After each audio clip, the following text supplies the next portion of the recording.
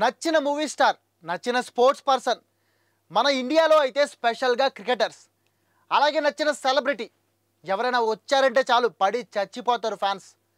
వాళ్ళని చూడడానికి, వాళ్ళని ఒక్కసారి టచ్ చేయడానికి ఎగబడతారు. ఎదురుగా ఎవరున్నారో కూడా పట్టించుకోకుండా తొక్కి పారేస్తారు.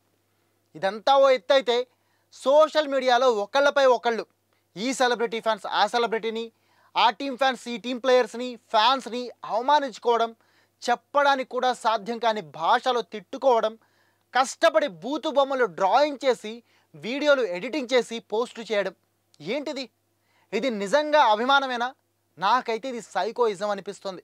ఆ సైకోయిజం పీక్ స్టేజ్లో ఉంటే ఎలా ఉంటుందో మంగళవారం రాత్రి ఐపీఎల్ 2025 ఫైనల్లో ఆర్సీబీ కప్పు గెలిచిన తర్వాత బెంగళూరు, హైదరాబాద్ లాంటి సిటీలతో పాటు చాలా చోట్ల క్లియర్గా చూసాం. ఈ సైకోయిజానికి బానిసలై ఆ మత్తులో తొక్కుకుంటూ పోవడం వల్ల 11 మంది ప్రాణాలు పోగొట్టుకున్నారు. వాళ్ళ ప్రాణాలు తిరిగి తెస్తారా?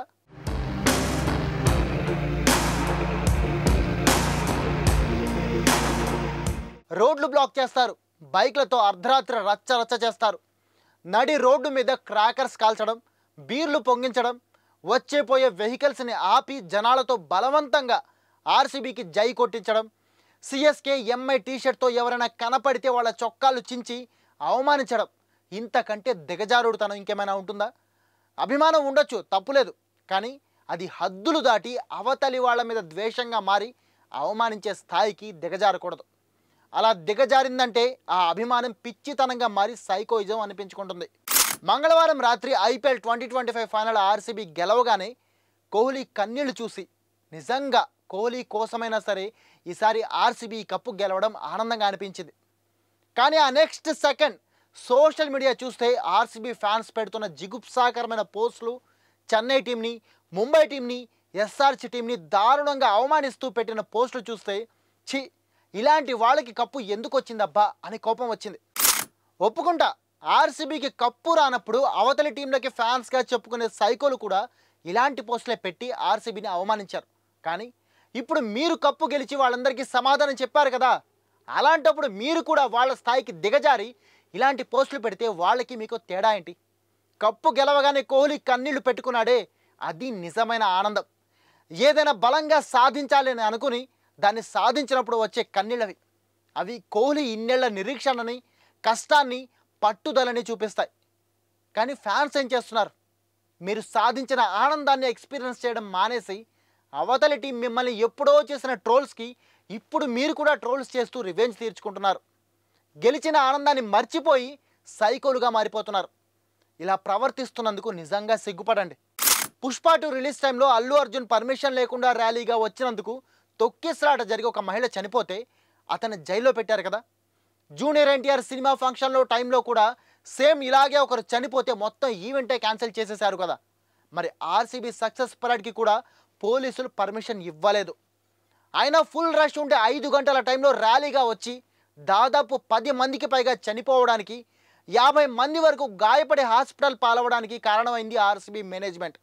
మరి ఆ పరేడ్ని ఎందుకు ఆపలేదు? ఆర్సీబీ ప్లేయర్స్ని ఎందుకు అరెస్ట్ చేయలేదు?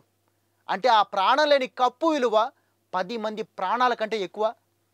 అభిమానం సైకోయిజంగా మారి ఆ ఉన్మాదంలో అక్కడికి వచ్చి చనిపోయిన వాళ్ళని ఆ కప్పు కానీ, ఆ టీం కానీ, ఆ ప్లేయర్లు కానీ, లేదంటే ఈ సైకోయిజానికి బానిసలై వాళ్ళని తొక్కి చంపేసిన మీరు కానీ తిరిగి తెస్తారా? కనీసం వాళ్ళ కుటుంబాలకి సహాయం చేస్తారా? జీవితాంతం వాళ్ళని పోషిస్తారా? మరి ఎందుకంత పిచ్చి, ఎందుకంత ఉన్మాదం? ఏం సాధించడానికి? ఒక్క విషయం గుర్తుంచుకోండి, క్రికెట్ కానీ, సినిమా కానీ ఇవన్నీ వినోదం కోసం చూసేవి. అంటే జీవితంలో ఎంతో అవసరమైన ఏదో సాధించడానికి చేయాల్సిన విషయాలపై ఎక్కువగా ఫోకస్ పెట్టి కొద్దిగా రిలాక్స్ అవ్వడం కోసం పడిన కష్టాన్ని కొద్దిసేపు మర్చిపోవడం కోసం ఉపయోగపడే ఎంటర్టైన్మెంట్ అన్నమాట.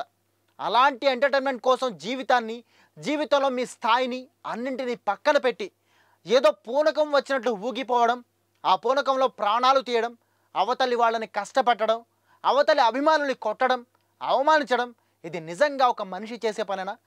ఆలోచించుకోండి.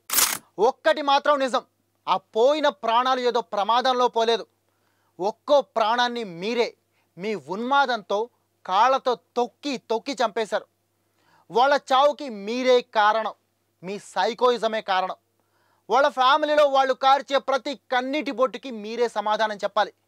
ఇప్పటికైనా ఆలోచించుకోండి. ఇలాంటి ఉన్మాదం, ఇలాంటి సైకోయిజం, ఇలాంటి దిక్కుమాలిన అభిమానం అవసరమా? ఇప్పటికైనా మారండి. మనుషుల్లా ఆలోచించండి.